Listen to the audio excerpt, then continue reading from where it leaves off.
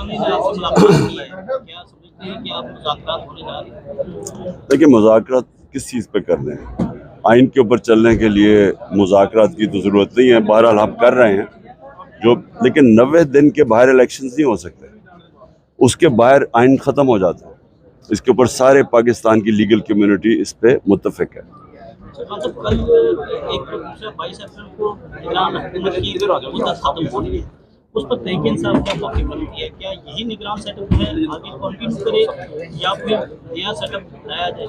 बिल्कुल, इनकी कोई आइनी हैसियत नहीं रह जाएगी 90 दिन के बाद। सब कुछ जो ये करेंगे गैर आइनी होगा।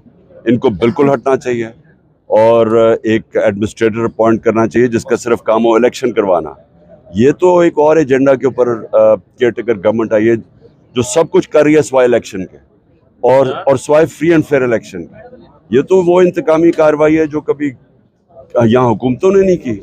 ये तो एक एजेंडा पे आई है, वो जो लंदन प्लान का हिस्सा है, जिधर वादा किया गया था नवाज शरीफ के तहरीक इंसाफ को क्रश किया जाएगा और ये नवाज शरीफ के केसेस खत्म किए जाएंगे। ये तो उस एजेंडा पे चल रहे हैं।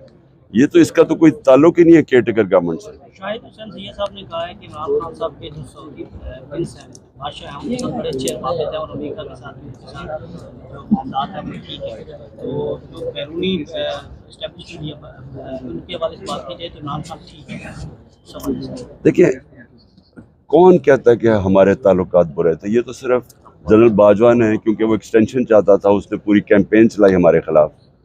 लेकिन 2 OIC की मीटिंग 3 महीने में होनी पाकिस्तान में फॉरेन मिनिस्टर्स की, ये कभी पाकिस्तान में कितनी देर पहले हुआ था? तो उसके अलावा जो चाइना के साथ, जो हमारे सऊदी के साथ, जो तुर्की के साथ, सारे कॉन्टेक्ट्स का पता है। जो ट्रंप के साथ ताल्लुकात थे, जो बोरिस जॉनसन से थे इंग्लैंड के अंदर, जिसने नाम लिया था, तो इनको कौन पूछता है? ये जो कहते हैं ना कि हमारे ताल्लुकात ठीक नहीं थे, इनके बताएं ताल्लुकात किसके? स्टेट बैंक के हवाले से आज जो है वो मामला कायमा कमेटी को भेज दिया है। उन्होंने कहा है, नवीद कमल ने कहा है कि अगर तौहीन अदालत हो सकती है तो तौहीन पार्लियामेंट क्यों नहीं? उन्होंने ये मामला दोबारा कभी असेंबली भेज दिया। आप क्या समझते हैं कि स्टेट बैंक इंडिपेंडेंट जो है वो 21 अरब में जारी कर सकता है और सुप्रीम कोर्ट के आजाद हो सकता है? देखिए, जिस वक्त अगर इन्होंने स्टेट बैंक ने सुप्रीम कोर्ट के कहने पे पैसा ना दिया, इसका मतलब है कि पाकिस्तान का आइन ख़त्म हो गया। इसका मतलब यहाँ कानून की हुक्मरानी बिल्कुल ही ख़त्म हो गई। अब आगे ही ह्यूमन राइट्स की वायलेशन हो रही हैं, फंडामेंटल राइट्स नहीं है, लोगों को अगवा किया जाता है, बाद में चार्ज लगाए जाते हैं।